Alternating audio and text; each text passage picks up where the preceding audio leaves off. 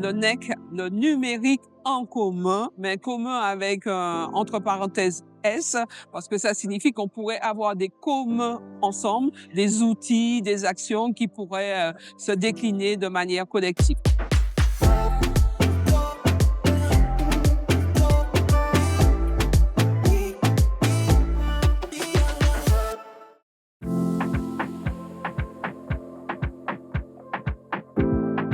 Cette troisième édition, nous avons voulu travailler sur les inégalités toujours. En 2023, on a mené une enquête et qui démontre que 7 Martiniquais sur 10 sont éloignés du numérique. Quand on sait que les usages du numérique sont divers. L'éducation nationale ne peut pas agir seule. Nous avons des usagers qui sont des élèves et nous avons des parents aussi que nous rencontrons souvent et auprès desquels nous mettons à disposition de nombreux services en ligne. S'ils ne peuvent utiliser ces services en ligne, en fait, on ne touche pas notre cible et on crée des fractures entre les parents qui le peuvent et les parents qui ne le peuvent pas. Donc, il faut qu'on prenne en compte toutes ces situations-là. Et c'est grâce à la médiation numérique, grâce aux associations, grâce aux collectivités, en faisant corps, bien que l'on pourra relever les défis. La CACEM a créé des postes de conseillers numériques pour sa population parce qu'elle est consciente de la fracture numérique au sein sur le territoire de la CACEM, du centre de la Martinique, accompagne donc nos administrés dans les simplifications, dans les démarches administratives. Et c'est extrêmement important pour les entreprises, notamment également. Il y a pour les individus, mais également pour nos entreprises. Pouvoir faire des démarches en ligne pour les fiscalités ou les choses comme ça.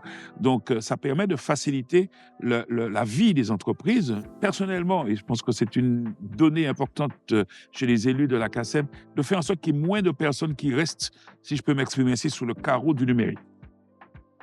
Alors, le numérique est un levier de transformation globale, est un accélérateur, est un perturbateur, est un outil de contrôle, est un outil de comparaison.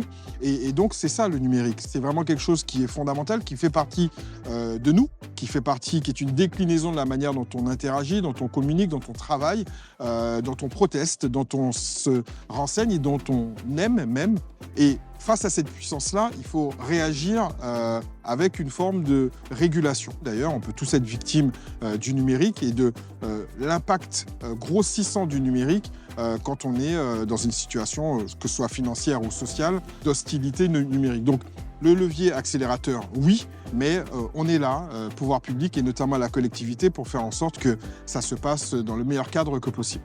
Parce que finalement, le numérique, ce ne sont pas que les métiers un peu fun qu'on voit sur les réseaux sociaux. Et c'est pour ça que cette année, nous avons axé sur la féminisation des métiers de l'informatique, de la science et du numérique. Donc l'idée aussi pour nous, il y a eu plusieurs rôles modèles, montrer qu'il y a quand même des femmes dans la science, dans la technologie, mais qu'il faut développer parce qu'il n'est pas normal que les femmes représentent en fait 20% des effectifs des métiers du numérique et qu'il y ait que 30% de femmes qui poursuivent les études dans la science, l'informatique et le numérique, comme l'a si bien précisé l'Université des Antilles Guyane.